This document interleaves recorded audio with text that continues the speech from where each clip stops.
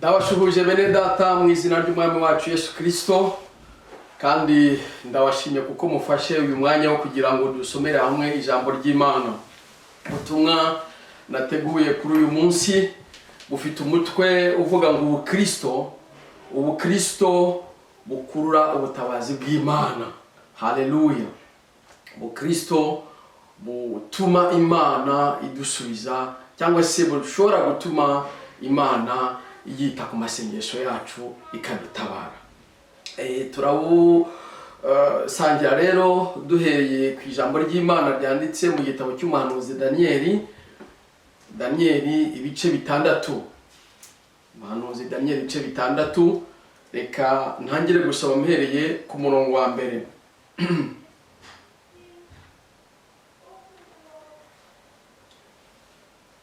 Ubwo ubwami buhabwa Dariyo ubw'Umumedi, yari amaze imyaka 62 avutse. Bukeye Dariyo ashaka kugabanya igihugu mu intara 120 ngo azigabire abatware b'intebe bakwire igihugu cyose, kandi abaha n'abatware batatu, umwe muri bo yari Daniyeli, kugira ngo abo batware b'intebe bajye bashyikiriza iby'ubwami, ngo umwami adapfirwa ubusa. Murongo wa 4 ngo ariko Daniyeli aratona cyane kuruta abandi batware bakomeye n'abandi b'intebe, kuko umwuka mwiza yarari muri we, ndetse umwami yibwiraga kumwegurira igihugu cyose.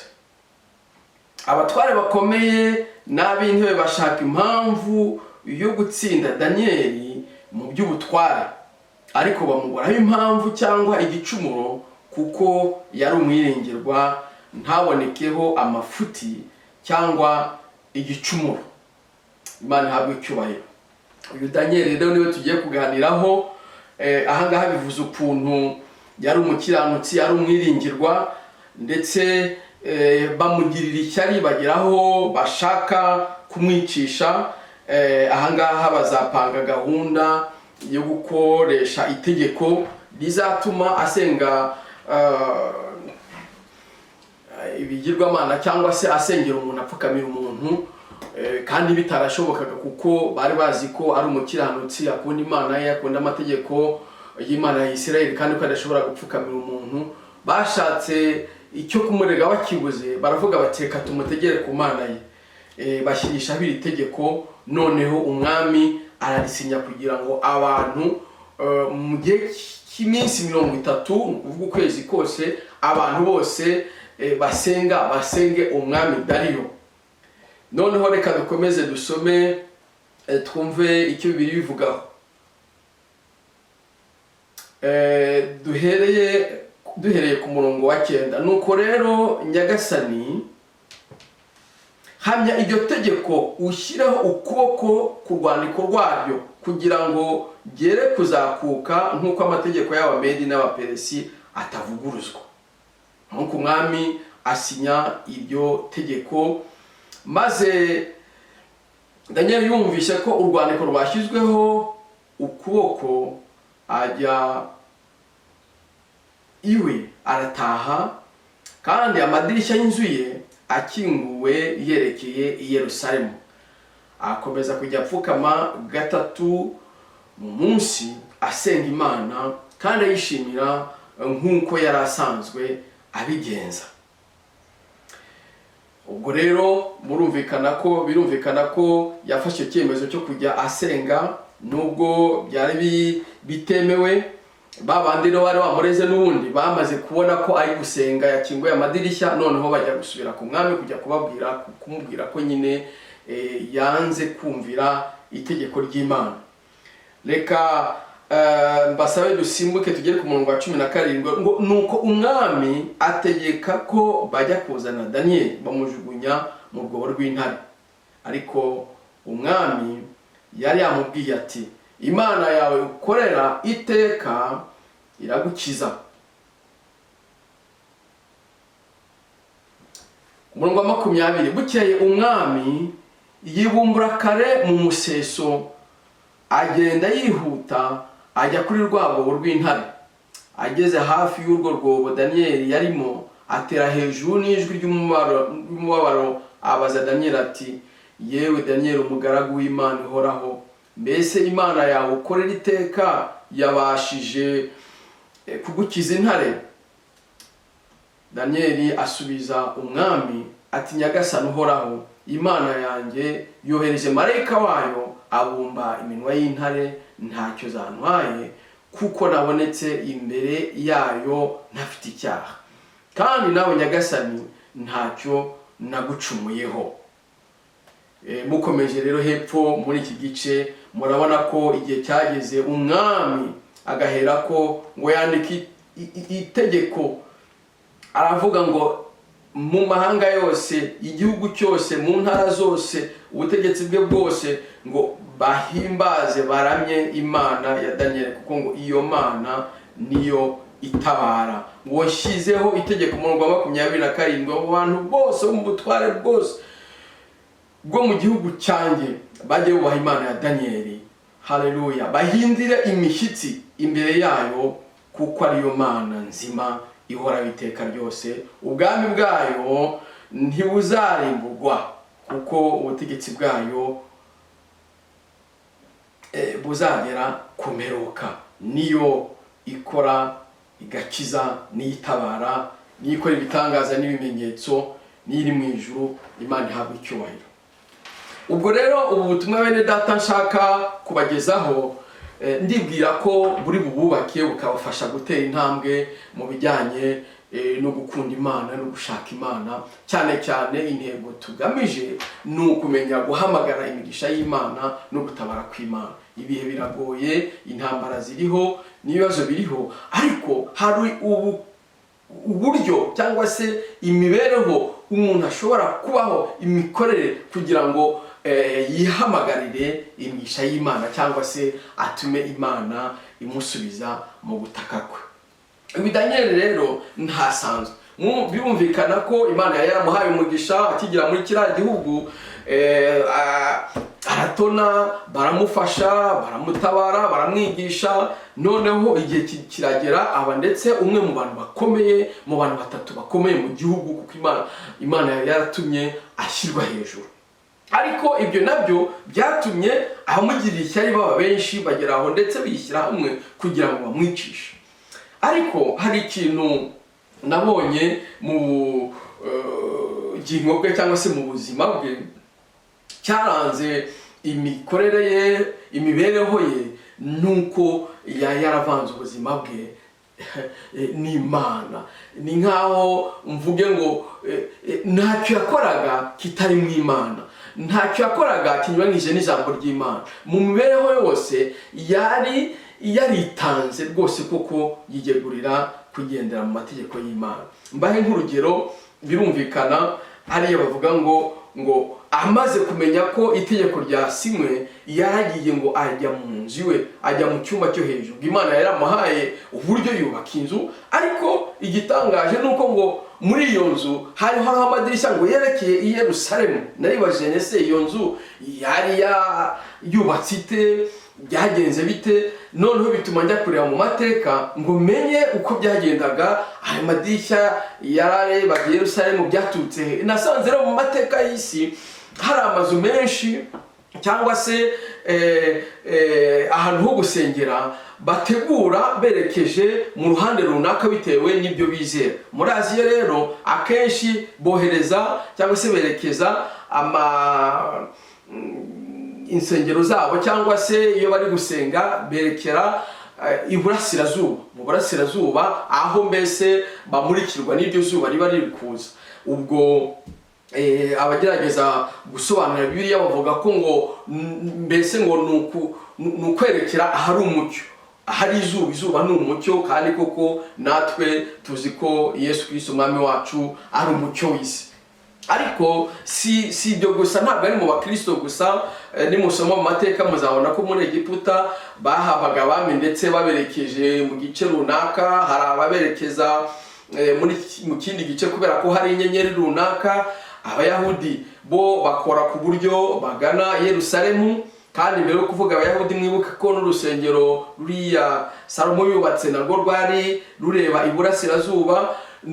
Icyo kintu rero kigenda kigaruka mu mico imwe n'imwe tugenda tubona mu isi ndetse no mu ijambo ry'Imana biravugwa.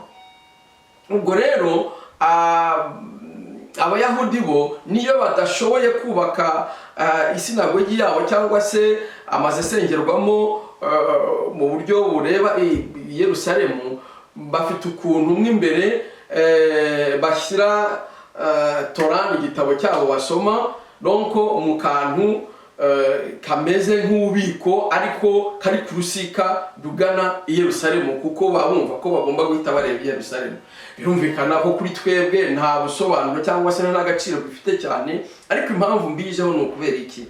Nuko binyeretse ko Daniel mu mibereho ya hariya muri iriya Babuloni yari afite umutima udasanzwe. Iwe mu mikorere ye, mu bitekereze ye, yahoraga atekereza i Yerusalemu, igihugu basekuru bari barakomotsemo, igihugu kimwe isezerano ry'Imana.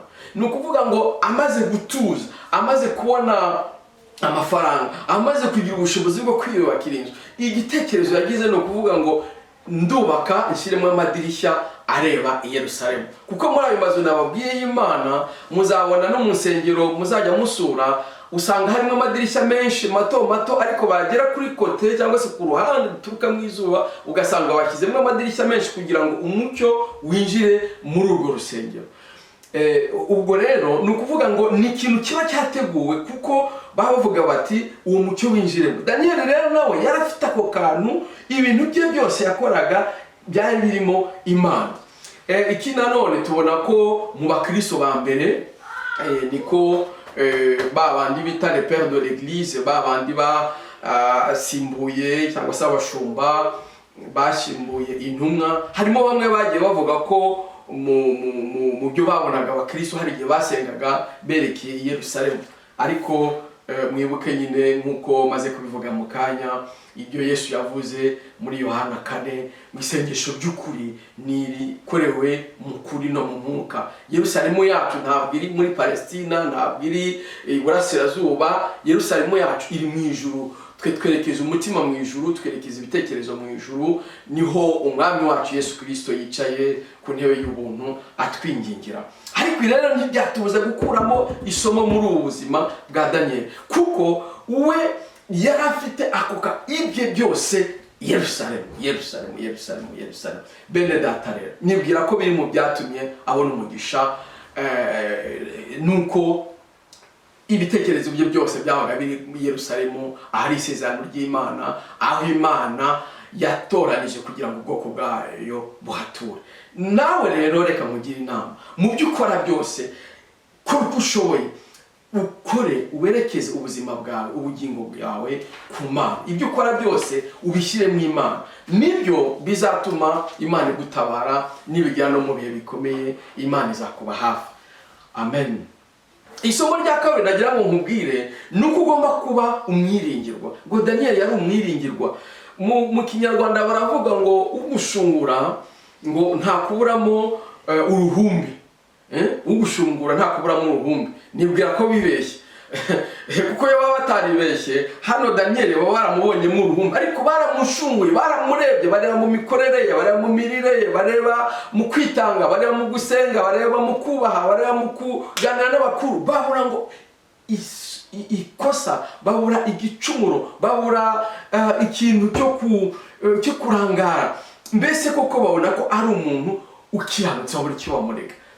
Nibwira ko iyi mitwarire myiza yo kugira ubuzima bwiza, yo kuba umuntu mwiza, umuntu utagira umugayo, umuntu utagira ubusembwa, umuntu ugendera mu nzira nziza y'inyangamugayo, ari byo byatumaga umugisha w'Imana umuzaho. Noneho yatabarwaga mu gihe cyose igihe atakiraga Imana ihabwa icyubahiro. Nawe rero bene data, mwene data uri kunyumva, kuri uko ushoboye kugira ngo ube inyangamugayo, umwiringirwa. Ari mu ishuri ry'Abakaludaya, igihe yiganaga na bagenzi be yari urugero rwiza, atsinda amashuri yitanga. Icyo gihe ni Nebukadineza wari umwami, nawe icyo gihe yamutonyeho hejuru y'ibyo kuko yakundaga Imana yaramuhaye n'impano n'ubushobozi bw'ushobora gusobanura inzozi, agashobora gushyira hanze ibyo abandi banyabwenge bose bayobowe, kubera ko nibwira yari afite uko kuntu yabanaga n'Imana. Noneho mu buryo bw'amasengesho ndetse yaririnze, yaranze kwiyandurisha ibyo kurya n'ibyo kunywa. Usave muri iyi si dukunda iminsi mikuru, turanywa turarya tugira gute, ugasanga ibyo byose biratujyana kure y'Imana. Ariko Daniel ibyo byose yari yarabyirinze, arabihagarika, aravuga ati ngewe ntabwo nshobora kwiyanduza. Kandi yabikoze mu buryo bitagaragara nk'agasuzuguro, bitagaragara nko kugera. Yari afite uburyo aganira n'abantu, aganira n'abategetsi be kugira ngo abumvishe ukuri kw'ibyo yifuza, kandi Imana yamuhaye umugisha. None mu byo yakoraga byose ashobora kuba inyangamugayo, ashobora kuba umuntu utagira ubusembwa, utagira icyaha. Ibyo rero rwose tudashidikanije nibyo byatumye Imana imutabara mu gihe nka kiriya, ikamukiza iriya minwa ya ziriya ntare bari bashojesheje bizishwe n'inzara kugira ngo zibe zamurya. Nawe rero genza gutyo, ba inyangamugayo, b'umuntu mwiza, b'umuntu w'amahoro, umuntu mbese utagira mbese ubusembwa mu byo ukora byose, mu kazi, mu mibereho yawe yose. Kuri uko ushoboye n'icyo Imana iguhamagarira, kandi ibyo bizatuma ugira amahoro, bizatuma ubaho neza, ndetse Imana izaguha akazaza keza. Nicyo nkwifuriza, kandi niko ijambo ry'Imana riduhamagarira. Irindi somo navuga twakura muri iyi nkuru dusomye muri iki gitabo cya Daniyeli, nuko yari yamaze kumaramaza, kandi mu mutima we akaba abifite nk'intego kudahemukira Imana nubwo byagenda gutya. Biragaragara ko urubanza yari gucirwa rwari rukomeye, kujugunywa mu rwobo rw'intare zashonjeshejwe. Ibyo rero ntibyamuteye ubwoba, ahubwo yarakomeje aravuga ati ndakomeza ndasenga. Arasenga gatatu nk'uko yarasanzwe abikora. Birumvikana ko abantu bari babizi ko afite uwo muco wo gusenga Imana ye, ndetse baranahamutegera. Imana ihabwa icyubahiro. Mwene data, nubwo wagira abakurenganya, nubwo wagira abakurwanya, nubwo isi yarushaho kumera nabi, ntabwo izarushaho kumera nabi, kuko dufite ibimenyetso by'uko Imana igiye kudutabara. Iki cyorezo kigatambuka, rwose kizatambuka mukomere. Kandi naho byakomera, naho byaba ngombwa ko ugera mu bihe bikomeye, cyangwa se uri mu bihe bikugoye, bidaturutse kuri iki cyorezo, biturutse ku mateka, biturutse ku byo waciyemo, biturutse ku byaha by'abandi, kuko akenshi hari n'igihe wowe utacumuye ariko noneho ukanyura mu ngaruka z'ibyaha by'abandi, ariko zikakuremerera, zikakomera nk'umwijima.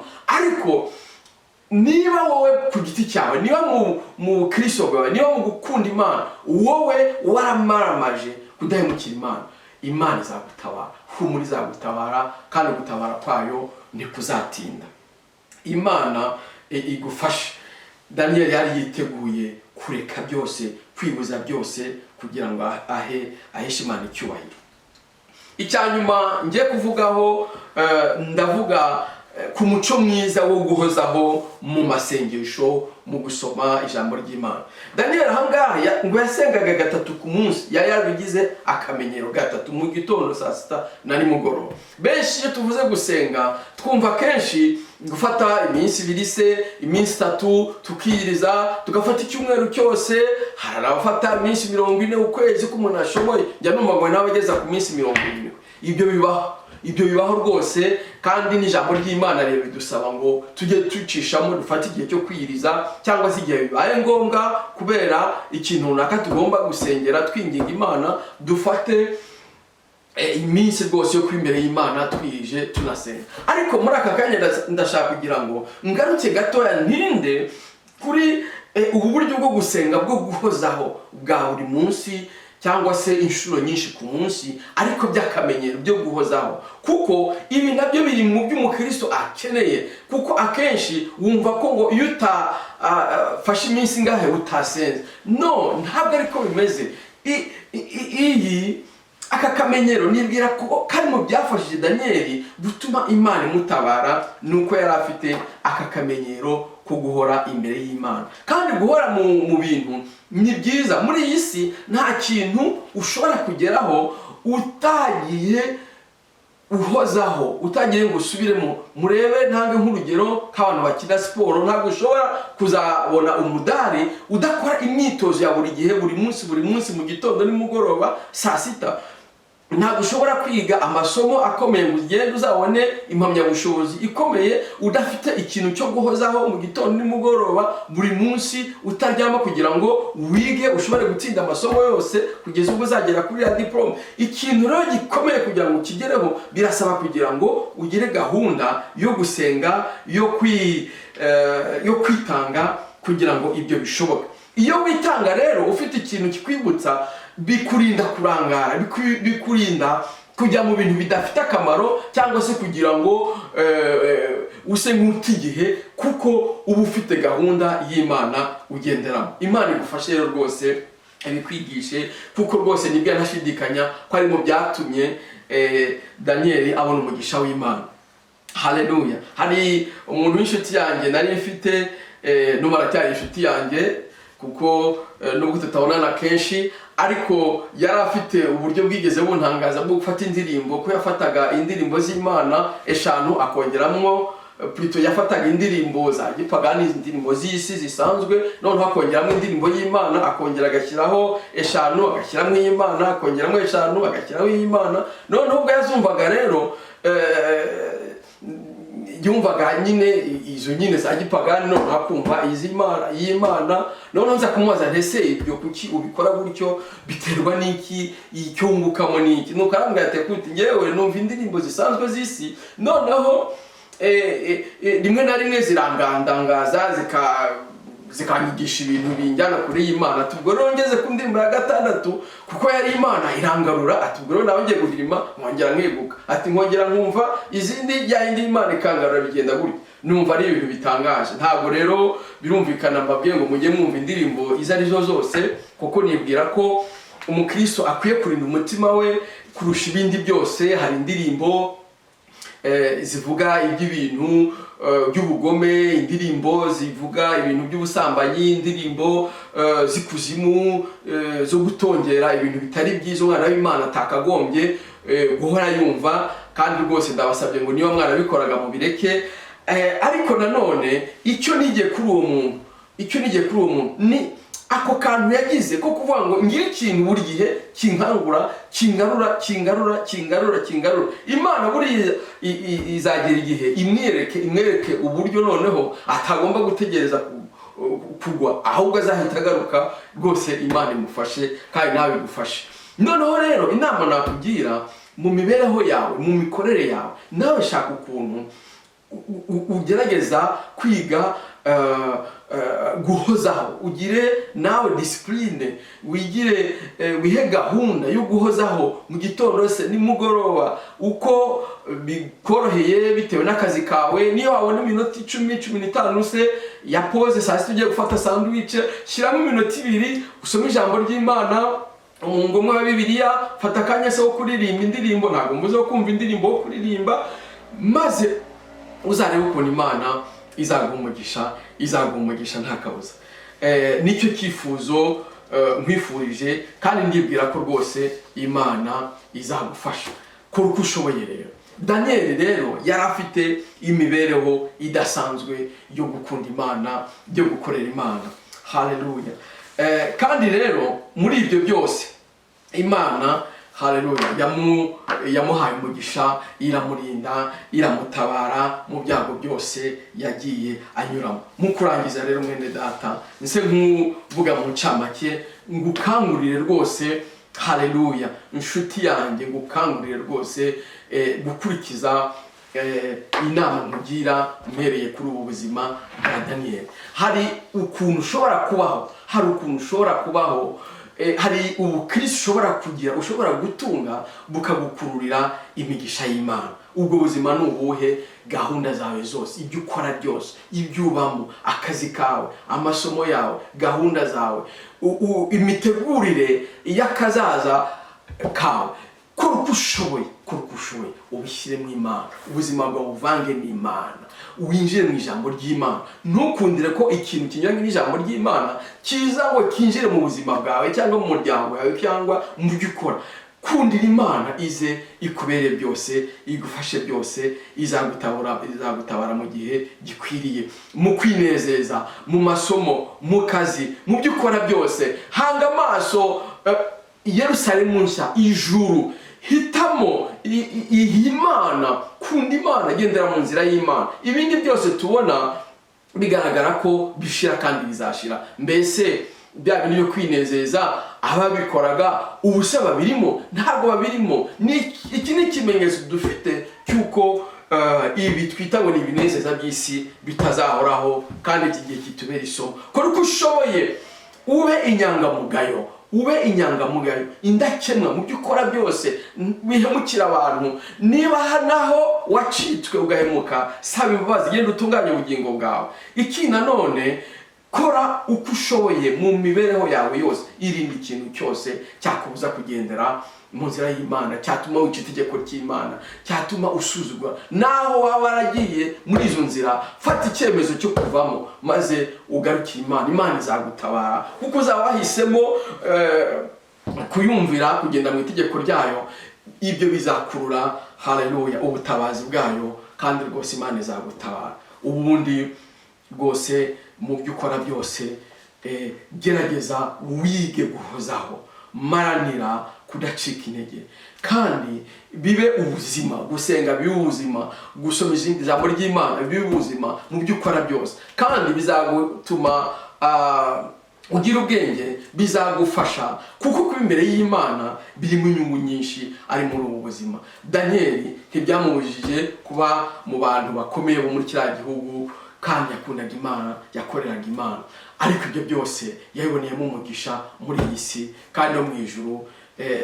Nibwira ko Imana izabimuhembera, Imana kandi idushoboze kugira ngo tuzashobore kumusanga. Mu kurangiza rero, senga Imana, ndakwingize rwose wowe wumvishira ijambo ngo rwose ufate icyemezo cyo kwiyegurira Imana. Tura umutima wawe Imana, iyegurira Imana. Ndabizi ko kenshi wagiye ugira gushidikanya, ukagira kwibaza ngo mbese biriya bimeze bite, biriya by'abarokore, ibi n'ibi, ariko si uburokore, si ubupantekote, si idini runaka, ni ikibazo cy'ubugingo. Ibyo rero birajyana n'ubumwe bwawe n'Imana. Fata icyemezo, uvuga uti Imana, nguhaye umutima wanjye, nguhaye ubugingo bwanjye, ndakwiyeguriye, nyakira, nyandika mu gitabo cy'ubugingo, imbaraga zo kugira ngo nshobore kuvanga ubuzima bwanjye n'ubwawe, ngendere mu nzira zawe, kugira ngo mu gihe gikwiriye uzabintabara. Fata icyo cyemezo cyo kuba inyangamugayo, ubwira Imana uti Imana, mpisemo kuba inyangamugayo, mfasha kugira ngo mu byo nzakora byose, aho nzagenda hose, mu bo tuganira, mu nshuti zanjye, unshoboze guhindura imikorere, imibereho yanjye, imibanire y'abantu, maze mbe inyangamugayo. Imana iragushoboza niba ubyizeye. Komera kandi muri iki cyemezo, kandi mu byo uzakora byose, mu bizakubaho, kora uko ushoboye, uzumvire Imana, uzagende mu nzira y'Imana, ntugakore icyaha. Nubona ikigeragezo kije ukabona kiraremereye, komera, ihangane. Ntabwo uzamenya aho gutabara kw'Imana kuzaturuka, kuzaza mu buryo utateguye, nk'uko Danieli yabonye marayika w'Imana amusanga hariya muri kiriya cyobo yari yajugunywe. Nawe ihangane, niba warateye intambwe ugasubira inyuma, iyi ni isaha yo kugira ngo ufate icyemezo, ugaruke mu nzira y'Imana, kandi rwose nta kabuza Imana iragutabara. Ubundi rero ufate icyemezo, unote muri agenda yawe, mu mikorere yawe wongeremo gahunda z'Imana, gahunda zikwegereza Imana, kandi ushyiremo akantu ko guhozaho, ushyiremo uburyo bwo kujya uboneka imbere y'Imana, maze inyigisho isiga amateka meza mu bugingo bwawe. Nicyo nkwifuriza, kandi ndibwira ko Imana izagufasha nanjye ikamfasha kugira ngo dukomeze dukorere Imana.